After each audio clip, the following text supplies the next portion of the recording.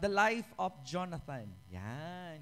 A secondary character in which the Lord blessed him. And we're going to look at his life. Paano nga po ba ang kanyang buhay ay naging kaaya-aya sa paningin ng Diyos? Kasi ang goal po natin, mga kapatid, sa buhay po natin, maging kaaya-aya tayo sa Diyos at magbigay tayo ng kapurihan sa Diyos. Amen po ba? Even though we have a lot of needs, and even right now, this morning, di ba, marami po tayong pangangailangan. So ang nais po mangyari ng Panginoon sa atin ay patuloy po tayo magtiwala sa Kanya, ano pa man ang mangyari sa ating buhay. So to start our study this morning, I want to open your Bibles in 1 Samuel chapter 14, reading from verse 1 hanggang verse 15. Okay? Ulitin ko po. 1 Samuel chapter 14, reading from verse 1 hanggang verse 14. Actually, medyo mahaba, so we'll go along the way. So magkaroon tayo ng point of reference, chapter 14, reading from verse 1 hanggang verse 14. Babasahin po natin siya, sa ganun masundan niyo po yung storya. Even though nabasa niyo na ito, for the sake of those people na hindi pa alam yung storya, okay, maganda na makita niyo po kung ano po yung pag-uusapan natin. We are looking at the life of Jonathan in which the Lord is so pleased. Natuwa siya sa taong ito. Bakit ko po yung nasabi? Matutunghayan po natin dyan. At babasahin ko na lamang po at pakisundan nyo na lang ng inyong paningin. Ganito po ang ating matutunghayan. And it came to pass upon the day that Jonathan, the son of Saul, said unto the young man that bare his armor, Come, let us go over to the Philistines' garrison that is on the other side. But he told not his father. Now, I want you to notice, nangyayari po yun sa Bible. Kapag may nababasa po kayong ganyan, sa first 2 chapters, lalo na dyan, it is an introduction in which ito yung inilalaman ng buong storya. Tuloy po natin, verse 2. Okay? And Saul tarried in the uttermost part of Gibeah under a pomegranate tree, which is in Migron. And the people that were with him were about 600 men. Okay? And Ahiah, the son of Ahitub, Ichabod's brother, the son of Phinehas, the son of Eli, the Lord's priest in Shiloh, wearing an ephod. And the people knew not that Jonathan was gone. So remember the word ephod, it is part po yan ng sinusuot ng mga saserdote o mga priest during that time. It bears the 12 stones symbolizing the 12 tribes of Israel, in which meron pong packet po yan na naglalaman ng kalooban ng Diyos in a form of a black and white stone called the Urim and the Thummim. Okay? Pag sinasabi ng Diyos, yes, ang mabubunot ng high priest dapat black. At kapag sasabihin ni God na no, ang mabubunot niya puti. Sa atin kasi baliktad eh. Laging positive yung white. Okay? Lagi. Pero sa kanila, hindi. For whatever reason, ganun po yung sistema po nila. But anyhow, just for some people here na hindi po nila alam ang ephod. Verse 4, And between the passages by which Jonathan sought to go over to the Philistines' garrison, there was a sharp rock on the other side and a sharp rock on the other side. Okay? And the name of the one was Bozez, and the name of the other Sene. The forefront of one was situate northward over against Michmash, and the other southward against Gibeah. And Jonathan said to the young man that bare his armor, Come, let us go over unto the garrison of this uncircumcised. It may be that the Lord will work for us, for there is no restraint to the Lord to save by many or by few.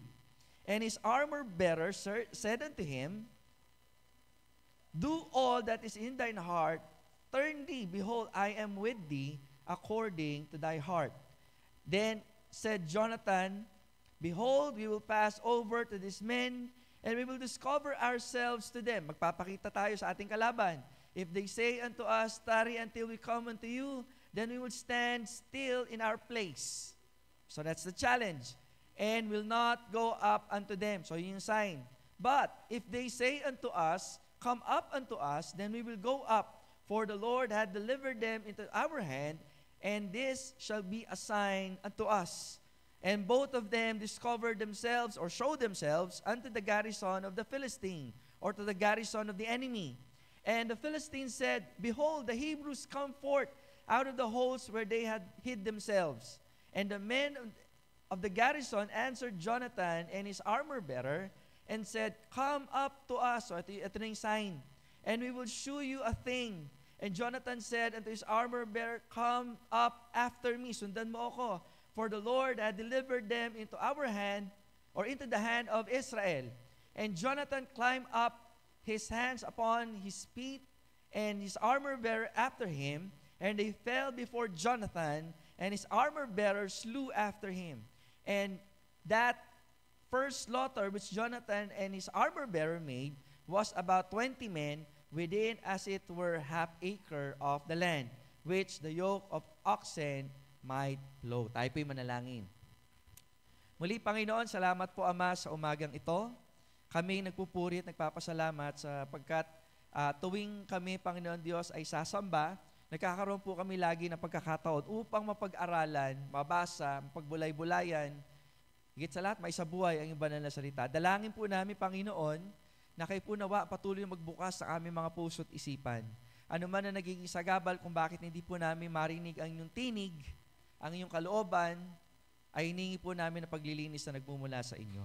Isinusuko po namin ang kataasan, ang pride, ang galit, ang takot, ang anxiety, everything that is not will give you happiness, O God. Dalangin ko po, Panginoon, na matutunan po namin itong suko sa inyo. Help us to surrender everything that doesn't please you, O God. And we pray, Lord, na patuloy na ang pangungusap mo, ang patuloy na siya mangusap po sa amin. Ang iyong salita ang patuloy na manguna sa amin, sa ganon, ang aming buhay makapagbigay lamang po ng kapurihan para sa iyo. Salamat po. Ito po ang aming dalangin sa pangalan ni Jesus. Amen at amen. Maaari na po tayong maupo. So, isang malaking kagalakan na tayo po bilang isang mananampalataya ay nakakilala sa Panginoon at binigyan niya po tayo ng isang direksyon patungo sa pagbabago. Amen po ba? And if you are not, or if you have not, okay? If you have not experienced the kind of change na ina-offer ng Panginoon, believe me when I tell you, hindi ang Panginoong Jesus ang tinanggap mo. Sapagkat ang pagtanggap sa Panginoon ay nangangahulugan ng pagbabago ng direksyon. 2 Corinthians 5:17, ang sino man ang nakikristo ay isa ng bagong nilalang. It indicates, mga kapatid, that this person has a lot of change to do. Bakit? Nanguna na ang Panginoon na baguhin siya personal. So, yung dati niyang gusto na dating, alam mo yun, hindi nakakalugod sa Panginoon, nagkakaroon ng pagbabago. Na yung dati-dating akala mo sa Panginoon siya, but in reality, merong ibang motivation kung bakit ka lumalapit sa Panginoon. Ngayon mananampalataya ka na, as if you are saying, God, ano man ang gusto mong mangyari, kahit hindi ko maintindihan, kahit hindi ko gusto, pero dahil yan ang gusto mo at sa ikakabuti ko, susundin ko yan. By the way, the title of the message this morning is A Chance to Check and to Change Your Course. It's an alliterated message. A chance to check and to change your course. Now, bakit ko sinasabi ito? Kasi kinakailangang makita natin na sa ating pamumuhay bilang isang mananampalataya, may direksyon. Imposible na ikaw ay nakakilala sa Panginoon at walang direksyon ang iyong buhay. Amen. Parang walang pinagkaiba yan. Sa isang tao na nag-decide, pupunta ako ng Guagua, and yet wala siyang paggalaw, papunta ng Guagua. Bakit? Kasi walang pagbabagong nangyari. You have to understand, believers in Christ, that when we talk about life change in God, yung pagbabago na nagmumula sa Panginoon, it is always evident. Dapat kita ka agad. Kita yan sa pamamagitan ng mga desisyon natin sa buhay. Sa mga, alam mo yun, taong sinasamahan natin. Okay? Sa mga libangan na ating pinagkakaabalahan. Diba? Sa mga lugar na ating pinupuntahan. If anything that doesn't please God at all, isa-set aside mo yung mga bagay na yan. Bakit? Hindi yan nakakalugod kanino? Sa Diyos. To elaborate that, kung may barkada ka, alam mo yun, dapat nilalapit ka sa Panginoon. Hindi ka sasama sa isang tao na maglalayo dapat sa Diyos. Kahit pa sabihin niyang Kristiyano yan, pero hindi ka nilalapit sa Diyos, dapat mong iwan yan. Sapagkat nung nakakilala ka na sa Panginoon, ang iyong direksyon, ang iyong tinatahak, papunta na sa Diyos.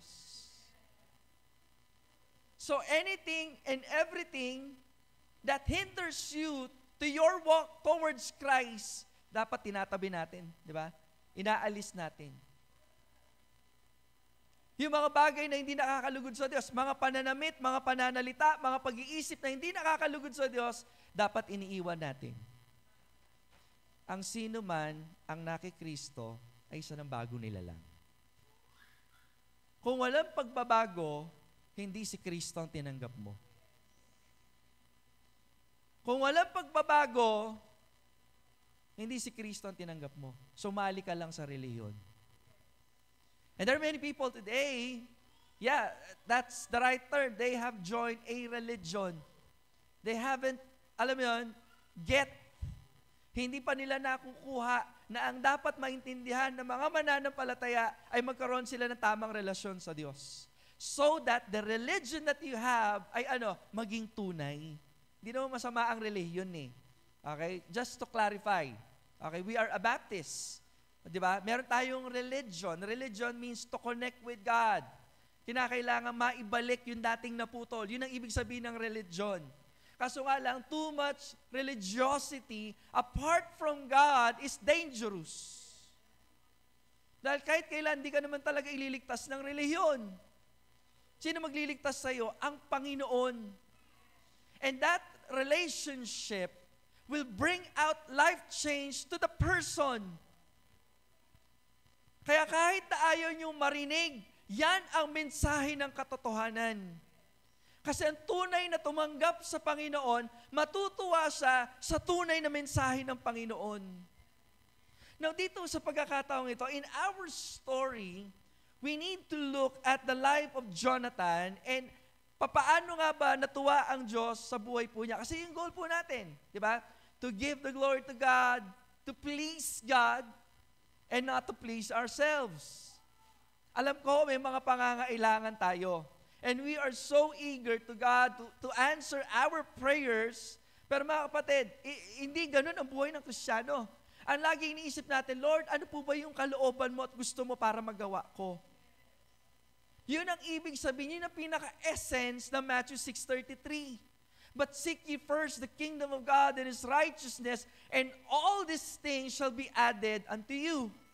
Meaning to say, hinahayaan mo ang Diyos ang mag-work sa iyo. Ngayon, may pangangailangan ka? Oo, alam ng Diyos. Pero kapag inuuna mo siya, ang mga bagay, ang mga pangangailangan mo, idaragdag na lang yan. And until you realize that in your life, kailangan mo ang Diyos, at siya lang dapat ang nangunguna, mga kapatid, hindi makukumpleto ang buhay. But the fact that you have realized that you need God, at talaga kailangan mo lang ang Diyos, then fulfilled na ang buhay. Amen? Fulfilled na yung buhay. You have what? Contentment. Contentment is one of the reason, the very purpose kung bakit ka may joy. Kasi hindi ka magkakaroon ng joy kung hindi ka kontento sa buhay. Talaga. Diba? Talaga. So, balik mo tayo. Now, ano po ba ang meron sa buhay ni Jonathan? Kaya nga po sinasabi ko po kanina. Because when we talk about worshiping God, living our lives to worship and to praise God, anong ibig sabihin po nito? We need to walk in faith. We need to walk in faith. Kasi ang sabi ng Hebrews chapter 11, verse 6, For without faith, ang sabi doon, it is impossible to please Him. For without faith, it is impossible to please Him. For he that cometh to God must believe. Ang sabi ng Bible, the word believe is to put your faith. To believe that He is, and He is the what? Rewarder. The rewarder of them that what? Hindi seek Him. Diligently seek Him. Ibig sabihin, purposeful. Pampangan, ano? Purposeful. Okay? Intentional, ika nga. Hindi yung hahanapin mo lang siya kung kailang meron kang kailangan. Hinahanap mo siya, kumbaga, alam mo, kung paanong hinahanap mo ang pagkain para mabuhay. Amen? Yun ang ibig sabihin po niyan. Okay? In Hebrews chapter 11, we need faith to please God. Sabi mo sa katabi mo, you need to have faith to please God. Kapatid, that is our goal. Kasi kung hindi mo papasahin ng Diyos, anong gagawin natin sa buhay? Kaya maraming naliligaw in Christianity right now. Because lahat ng bagay na iniisip nila about Christianity is how will God fulfill my heart's desire? Ganun lagi ang sentro. Patawarin niyo ako, I'm sorry to burst your bubbles. That is not Christianity. Kasi naman buong buhay natin, hinanap natin, ano ba yung meaning ng buhay? Kaya marami tayong pinagkakabalaan eh. Nagpapakamatay tayo sa pagkakatrabaho, di ba? Nagpapakamatay tayo, kakahanap ng relasyon, na fulfill ng kakulangan ng buhay, meron ng tao. Pero sabi ko nga kanina, hanggat hindi mo naiintindihan na ang Diyos ay lahat, mga kapatid, hindi ka magkakaroon ng contentment sa buhay. You will never have the peace, the joy dito sa mundong ibabaw. Mga kapatid, kahit nandito ako ngayong umagang ito, nakikinig ng mensaheng ito, kapag hindi mo pa nagagawa sa buhay mo, nakilalanin ng Panginoon na siya ang lahat, tatandaan mo, merong kalungkutan sa buhay mo. May kakulangan sa buhay mo. And I hope and I pray, because what can I do? Ang tangi kong magagawa lang is to preach. But unless you connect with God, saying, Lord, alam mo yun, wala akong magagawa.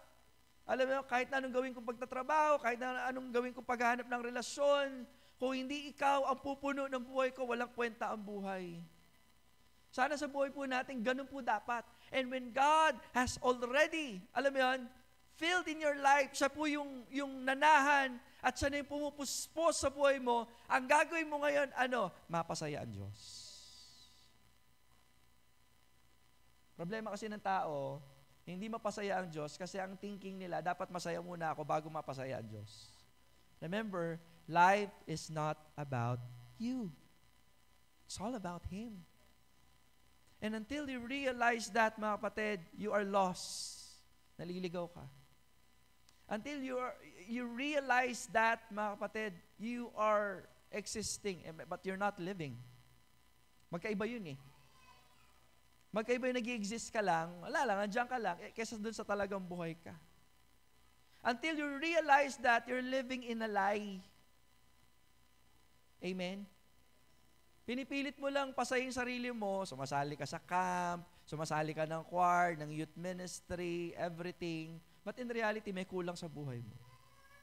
You have to understand the promise of God. John chapter 14, verse 6. And Jesus said, I am the way, the truth, and the life. No man cometh unto the Father except by me, sabi ng Panginoon. Balik tayo. So sabi ko po kanina, hanggat wala ang Diyos sa buhay mo, nabubuhay ka sa kasinungalingan. Kasi until si Jesus ang nasa buhay mo, you're living in a lie. But if Jesus is in your life, anong nabubuhay ka dapat? Saan? Sa katotohanan. Alam nyo, maraming kasinungalingan ang mundong ito. Ang sinasabi ng mundo, gusto maging masaya, dapat marami kang pera. Tama? Gusto mo ng security in this life? Alam mo yun? Dapat meron kang insurance. Alam mo mga tipong ganon? Mga kapatid, there is no insurance in this world na makapagbibigay sa atin ng assurance of a good future except kay God. Wala na. Okay lang kahit wala kang insurance, basta may assurance of salvation ka. Yun yung maganda ron, ano? Yun yung maganda ron, mga kapatid. So let's dive into the story para hindi po tayo magtagal. Now, dito sa pagkakataong ito, I want you to notice the life of Jonathan pleasing God, making God happy, so much the more that God has given him what? Victory. Yun naman yung pangarap natin mga Kristiyano eh. In fact, yan yung goal dapat ng Kristiyano for us to live in victorious Christian life. Now, when I say victorious Christian life, hindi kagaya ng sinasabi ng mundo. Lagi, ang standard of measurement natin in everything, mapa-blessing man yan, di ba? Kayamanan man yan, kapayapaan man yan, lagi nagmumula sa Diyos. Kasi iba yung nasa Diyos eh. Ano sabi ng Panginoon? Ano yung standard niya ng kapayapaan? Sabi niya, pag nagbigay ako ng kapayapaan, hindi kagaya ng sa mundo. Sapagkat ang kapayapaan na ibinibigay ko is very different, far different from the peace that I will give to you. Kasi yung kapayapaan na nagmumula sa Panginoon, ibig sabihin, kahit walang-wala ka na, di ba? Kahit gulong-gulo na yung nasa paligid mo, ano nangyayari? Dahil alam mo na hawak ng Diyos ang lahat ng bagay, meron ka pa rin kapanatagan. And there's something wrong with your life na sinasabi mong nasa Panginoon ka, na simpleng nawalan ka lang ng pera, nabawasan ng kalahati ang bigasan mo, tapos nag-aalala ka na. Meron tayong problema. Sapagkat ang totoong nasa Panginoon, nagkakaroon po siya ng tunay na kapayapaan kasi alam niya na ang Diyos ang may hawak ng lahat ng bagay. Kapag ang Diyos ang may hawak ng lahat ng bagay, merong kagalakan. May ligaya ang buhay. Hindi lang si ligaya. Tayo din. Di ba? Amen? Ligaya ng buhay, kung kilala mo si Kristo. Ligaya ng buhay kung siya ay manunubos mo. Babaguhin ang iyong buhay kung siya ay kakamtan. At ang maging kay Kristo ay tunay na ligaya ng buhay. Sabi ng awitin. Do you have the kind of joy na ipinapangako ng Panginoon? Now, dito sa pagkakataong ito, sabi ko nga, Jonathan put his faith, nilagay niya ang kanyang pananampalataya in action. When a Christian says that he needs to walk in faith, tumakad siya sa pananampalataya, ang ibig sabihin nun, you need to put your faith in action. Because faith, again, sabi nga ng Hebrews 11:6, yun yung nakapagpapasaya sa Diyos. Paano yung ginawa ni Jonathan? Tingnan nga po natin. Now, in chapter 14, okay, in chapter 14, nagkaroon ng problema ang Israel. Okay, just like the rest of us. Diba? Kapag tayo ay nagkakaroon ng difficulties in life, it always invites us, okay, na lumapit tayo sa Panginoon at saksihan natin ang gagawin ng Panginoon sa sitwasyon natin pinagdadaanan. Meaning to say, ang pananampalataya na meron po tayo ay nakaangkla dapat kanino? Sa Panginoon po lamang. Ibig sabihin, our attitude, our character, alam mo yun, as if, alam mo yun, yung problema, yung difficulties, na-solve na. Because in the first place, ang dapat nating inaayos dito ay ano? Yung pong ating relasyon sa Panginoon. Every situation that we have, again, sabi ko nga, it's an invitation to know God better. Hindi yan parang math na kinakailangan mong isolve. But rather, it's a kind of connection na iniimbita ka ng Panginoon, anak, sasamahan kita. Okay? So, alam mo yan, will you allow me to join you on that journey, on that difficulty. Kasi sa ayon sa gusto, mga kapatid, ang lahat na pinagdadaanan po natin, galing po yan sa Diyos. Or sabihin na natin, may kapahintulutan mula sa Diyos. Wala namang bagay sa mundong ibabaw na nangyayari na wala kapahintulutan ng Panginoon. Amen? And that is the doctrine of God's sovereignty. Ang Diyos, ang may kapangyarihan, ang may control ng lahat ng bagay. Wala tayong karapatan na mag-question kasi nga, siya yung may-ari ng lahat. So, anong gagawin mo? Magtitiwala sa Panginoon. Now, nagkaroon ng problema ang bansang Israel. Okay? They're having a battle against the Philistines. Kaaway to ng Israel. So, I mean to say, from time to time, alam mo yun, nagkakaroon ng tinatawag po nating battle ang Israel. I believe na ginagawa ito ng Panginoon para at least makita ng Israel kung anong provision na ginagawa sa bansang Israel. Kasi mga kapatid, kung wala ang difficulties sa buhay ng mga taong ito, paano nila makikilala ang Diyos? Diba? Ibig sabihin ba nun, trip to ng Panginoon? Hindi po. You have to remember, brothers and sisters in Christ, hindi maalis ang problema sa buhay. Pero kinakailangan mo maintindihan na ito yung imbitasyon ng Panginoon para mas lalo natin siyang makilala. Para mas lalo natin siyang makilala. Now, sabi dito in verse 1, now it came to pass, okay, upon a day that Jonathan, the son of Saul, said unto the young man that bear his armor, come, let us go over to the Philistines' garrison. Actually, very ano po ito, kumbaga, ano tawag natin dito? Ito yung parang summary, ika nga. That's the word I'm looking for. That's the summary ng gagawin po nila. Okay? It is an act of faith in which, sabi ko nga po kanina, ito yung response ni Jonathan sa sitwasyon na pinagdadaanan niya. Ano yun? Umaksyon po siya sa pamamagitan ng pananampalataya. Why Jonathan needs to act in faith? Alam niyo po bakit? Kasi kilala niyo yung Diyos na kanya pinaglilingkuran. Kung bakit tayo may pinagdadaanan sa buhay at tayo po ay nakakaalpas or nakakaahon sa mga bagay na pinagdadaanan po natin, ay dahil kilala po dapat natin ng Diyos na ating pinaglilingkuran. Malaki ang problema ng isang taong sinasabing kilala niya ang Diyos and yet he's not living in faith. Mga kapatid, yun yung challenge ng Panginoon po sa atin. Sapagkat marami ng problema ang iyong pinagdaanan, oo, sa biyaya ng Panginoon, nakayanan mo. Pero iba yung dumaan yung problema at nag-response ka ng may pananampalataya.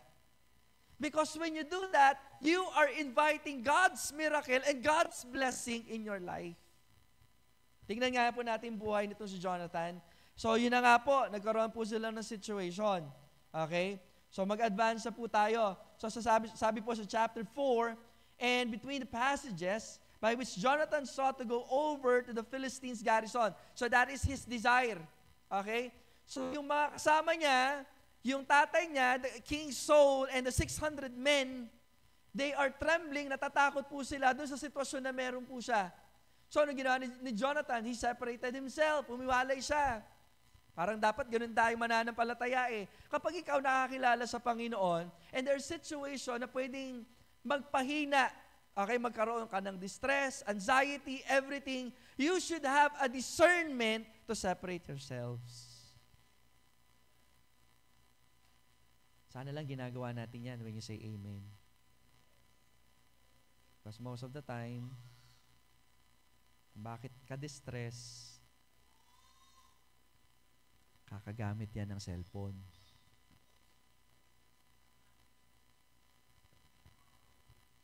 Tama? If I'm going to ask you, have you realized that? That is one battle na kinakailangan po nating ma-overcome. Remember when the Lord Jesus Christ, bago po siya pumunta sa isang ministry, He will separate Himself. Dahil the Lord Jesus is giving us example, anong gagawin po niya? He always connect with the Father. Ano ginagawa niya? Nagpe-pray po siya. Yung ginagawa natin, to okay yan. Okay? Every worship service. Pero sana, sumisimbolo yan ng kabuuan ng ginagawa natin ng buong linggo. Bakit ko sinabi to? Kinakailangan natin mag-level up uli. Eto, okay yan. So, kung hindi ginagawa yan, level up na kayo. Kung ginagawa nyo yan, mas lalo pa kayong mag-level up. Sa totoo lang, sino pastor? Lahat tayo. Walang exemption.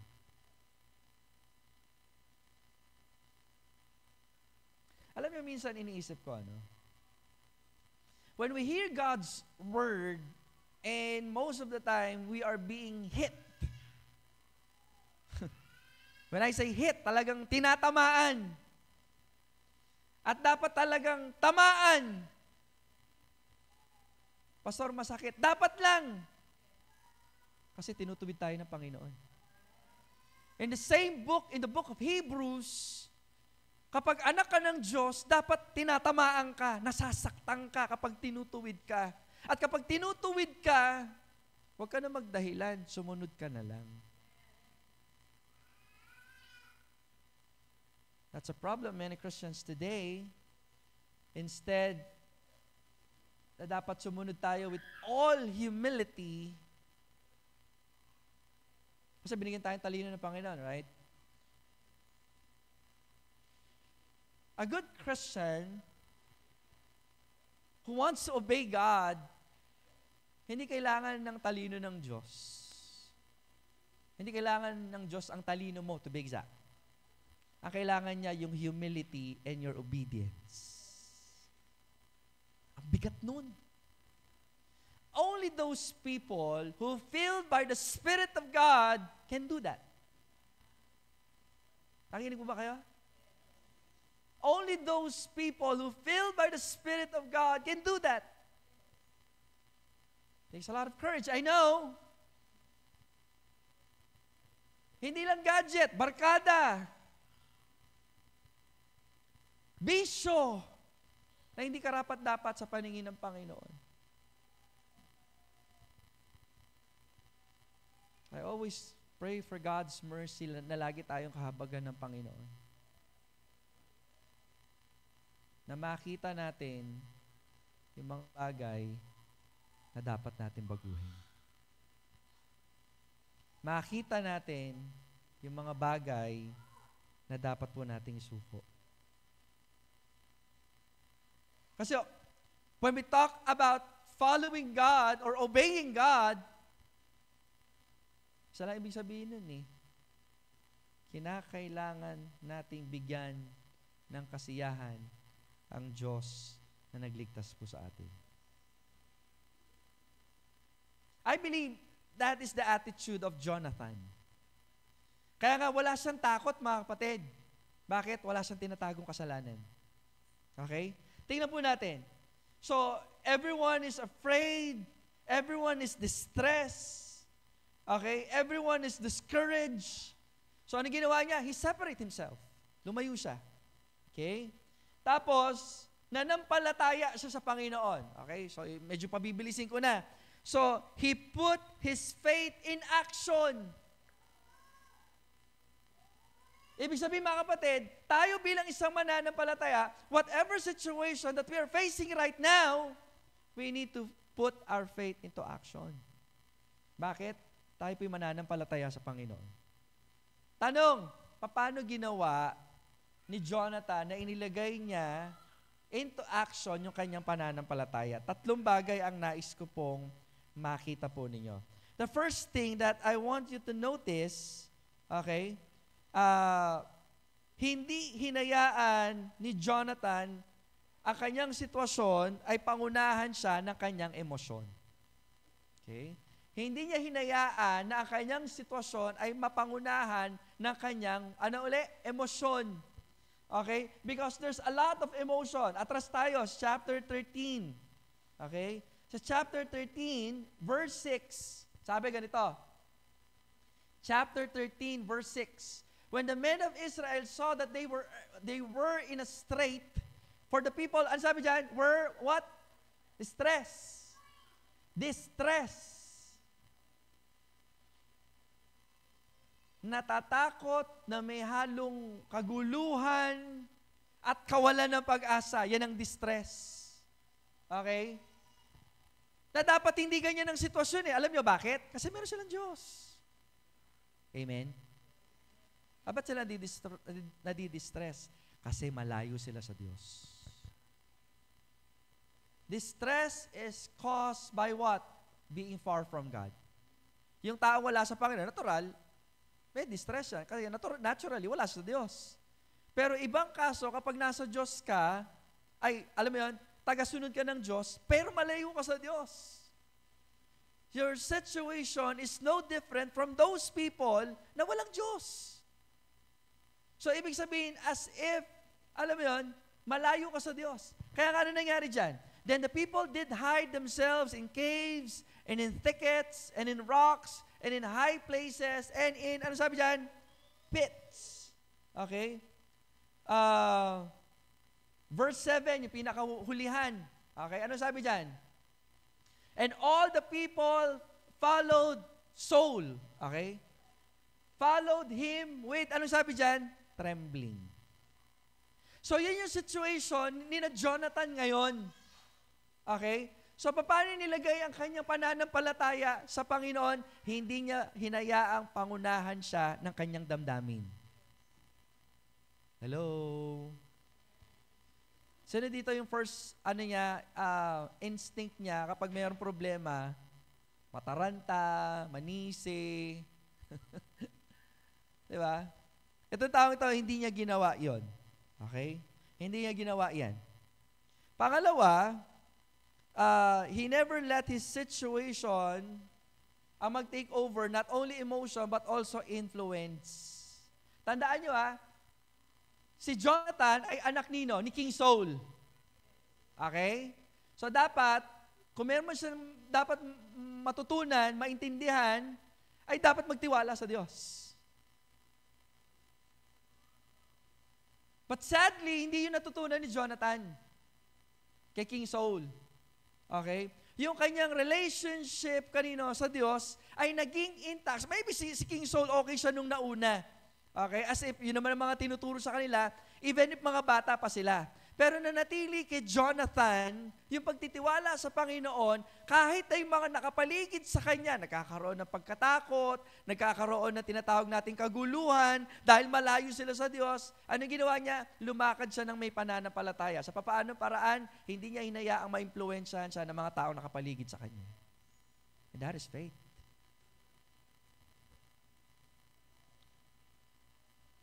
And nabanggit ko na to kanina, not only his emotion, not only influence, but also the location. Kapag ang lugar na kinalalagyan mo, hindi nakakatuwa, dapat umalis ka dyan. Amen? You should learn how to separate yourselves from that place. Now, chapter 14, verse 6. Ito yung pinakasentro niyan. Chapter 14, verse 6. And Jonathan said to the young man that bears armor, "Come, let us go over to the garrison of this uncircumcised." Now, I want you to notice, okay? Tingnan niyo po mabuti, okay? So, ang sabi diyan, pupunta daw sila saan? Sa lugar ng kalaban. Kung ikaw ay stress, kung saan ka nando doon, anong gagawin mo? Lalayo ka, tama? Ngayon, lalayo ka doon sa lugar na pwede kang mapahinga. Pero ang ginawa niya kakaiba. Amen? Hindi sinabi doon sa kasama niyang armor bearer, maka-stress naman doon sa kampo natin. Tara, mag-Boracay tapa. Hindi sinabi yun. Kundi pagkos, ang sinabi niya, tara, punta tayo doon sa kaaway. Doon sa kuta ng kaaway. Napansin niyo, ang tawag dyan, pananampalataya. Okay? Kasi alam niya at kilala niya yung Diyos sa pinaglilingkuran niya. Na kapag pumunta siya sa lugar na yon, meaning to say, aalis siya dun sa kanyang comfort zone, even though hindi yung comfort at all. You know what is the comfort zone ng isang mananampalataya? Nasa sentro ng kalooban ng Diyos. Pero dito sa pagkakataong ito, mga kapatid, sabi nyo, tara, punta tayo dun sa kuta ng kaaway, to the garrison of the uncircumcised. Naalala ko na naman si King David. Mahilig niyang gamitin yung term din na yan, the word uncircumcised. Kaya kung nga sinasabi sa inyo kanina pa, na kung bakit itong si Jonathan, lumakad siya ng may pananampalataya based on his action and his words. The word uncircumcised there, hindi yan salitang pantuya, kundi yan ay salita na kung saan kinikilala niya ang pangako ng Diyos. Kasi yung circumcision sa Israel, meaning to say, ang Diyos ang nagbigay ng pangako na magbibigay siya ng lupa, magbibigay siya ng maraming lahi. Remember the promise of God to Abraham? So ngayon nung sinabi ito ni Jonathan, it's the same. Kumbaga, walang karapatan ang mga Philistines na ito na sakupin tayo. Okay? They don't have any right to step just 1 inch in the ground of the Israel. Kaya hindi siya natatakot eh. Amen? So you have to understand, this action is an act of faith. Hindi tipong mananampalataya ka, mabubuhay ka na parang makalunos ka. Well, siguro, naturally, yan ang response sa taong hindi nakakilala sa Panginoon. Natural lang yan. Pero Kristiyano ka eh. Kung kilala mo ang Diyos, you will act, you will respond differently. Bakit? Meron kang Diyos. Meron kang Diyos na pwedeng magbigay sa iyo ng katagumpayan. Tuloy po natin. So sabi ng kasunod po niyan, it may be that the Lord will work for us. I want you to notice yung words na ginamit niya po dito, ha? Sabi ko po kanina, yung ginawa ni Jonathan is an act of faith. Ngayon, gagawa siya para sa Panginoon. Ngayon, sabi niya, kung kasiyahan man tayo ng Diyos o hindi, nasa sa Kanya. Basta tayo, susulong tayo. Ganda ng pananampalataya ng batang ito. Ayan o. Diba? It may be that the Lord will work for us. Baka gamitin tayo ng Panginoon. Hindi niya alam eh. Pero dahil sa pananampalataya, pwede tayong gamitin ng Panginoon. So kinakailangan natin gumawa. Kinakailangan natin magpatuloy. That is the beauty of a person na meron pananampalataya sa Diyos. In other words, ang tawag natin dyan, pag-asa. Maraming tao walang pag-asa eh. Pero pag Kristiyano ka, napupuno ka ng pag-asa. Kasi ang pag-asang yan ay wala sa iyo, wala sa ibang tao, wala sa sitwasyon, kundi nasa Panginoon. That is our hope. That is our hope. Diba? Maybe that the Lord will work. Gagawa siya. And indeed, gumawa ang Diyos. Amen? Mamaya, makita ko paano gumawa ang Diyos. Maybe that the Lord will work for us. Baka gamitin tayo ng Panginoon. Ang ganda na pananalita, walang halong pagmamalaki. Gamitin man tayo ng Diyos o hindi, kailangan natin gumawa. Diba? Tuloy. For there is no restraint to the Lord. Ito yung second statement na maganda. In short, parang ganito yan. Walang imposible sa Diyos. Walang pwedeng pumigil sa Panginoon. God is sovereign in which, anong ibig sabihin nito? Kilala ni Jonathan yung Diyos sa pinaglilingkuran niya. And he is able to act in faith because he knew, kilala niya kung sino yung Diyos sa pinaglilingkuran niya. Hindi siya naglilingkod out of trip. Hindi siya naglilingkod base sa conditional obedience. Alam mo yung ibig sabihin ng conditional obedience? Susunod ka lang sa Panginoon kapag, alam mo yun, sige Lord, susunod ako kapag binigyan mo ako ng trabaho, kapag binigay mo yung crush ko, mga tipong ganon. When we wanted to obey God, hindi tayo humingi ng kondisyon. Diba? Lagi, nagmo-move tayo towards God's will and God's way. Now, sunod dyan, There's no restraint to the Lord to save by many or by... Kilala niya ang Panginoon eh.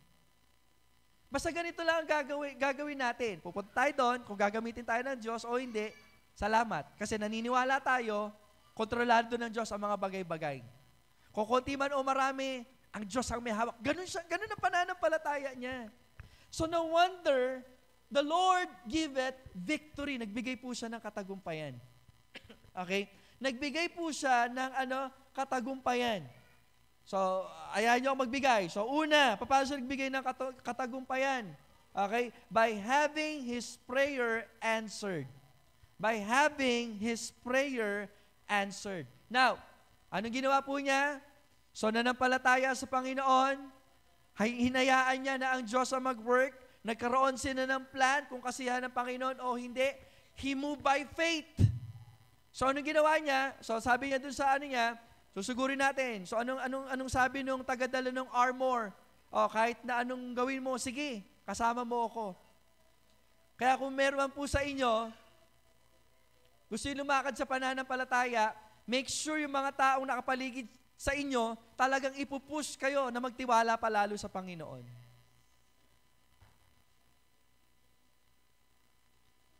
So sabi niya, sige, ganito gawin natin. Magpapakita tayo sa kalaban. Tapang.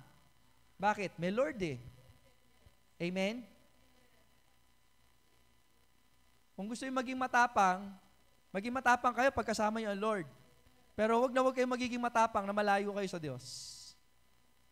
So dito sa pagkakataon ito, sabi magpapakita tayo sa kaaway. Okay? So tingnan po natin verse 8. Then said Jonathan, behold, we will pass over unto these men, and we will discover or show ourselves to them. If they say, kapag sinabi nila, tarry until we come to you. Diyan lang kayo, pupunta kami diyan. Okay? So sabi niya, that is a sign, okay, we will not go up to them. Ngayon, sabi ng verse 10, but if they say thus, kung ito yung sinabi nila, come up unto us, o pumunta kayo sa amin. Parang siguro sa isip ni Jonathan, parang thinking niya, iniimbitahan namin kayo na talunin nyo kami. Mga ganun ang dating. Okay? Come up unto us, then we will go up. Kasi ano sabi niya? Ano sabi ni Jonathan? For the Lord had delivered them into our hand, and this shall be a sign unto us. Ang ganda ng isip ng batang ito. Ay di nakapagtataka, mag-best friend sila ni David. Because they know how to put their faith into action. Magtiwala sa Panginoon.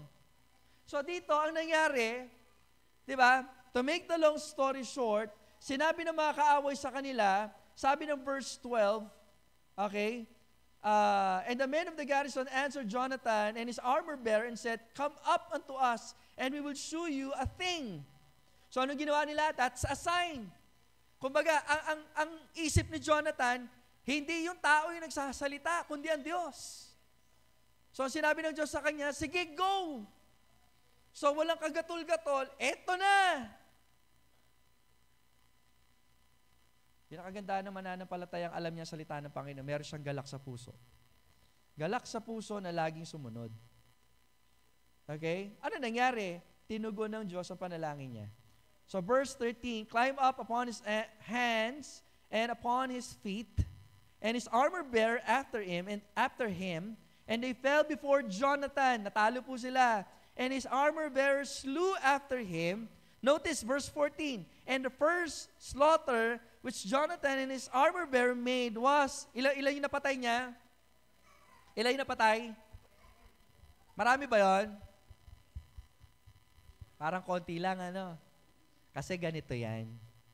Kapag tayo sumusunod sa Panginoon, no matter what the result is, hanggat hindi mo inilalagay sa kamay ng Panginoon, hindi yan totoong pagtatagumpay.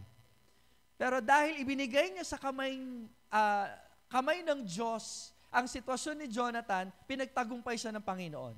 Now, ang nakikita niya kasi is 20 men. And then, nasabi pa dyan, okay, which was about 20 men within as it were a half acre of land. Ngayon, hindi natatapos doon.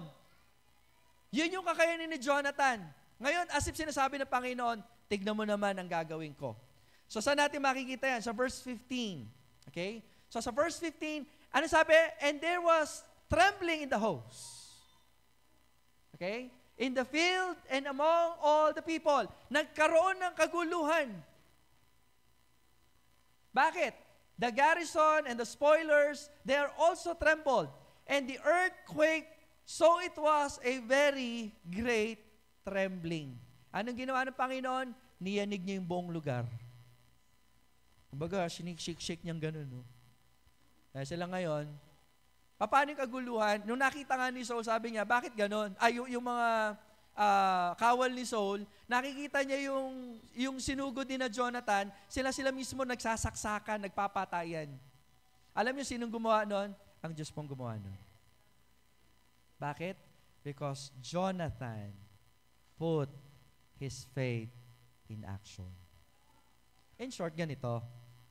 Kapag nilalagay natin ang ating pananampalataya or pinagtatrabaho natin, isinasabuhay natin ang ating pananampalataya, sinisigurado ko sa inyo, gagawa at gagawa ang Diyos. Hinihintay niya lang ang ating pananampalataya.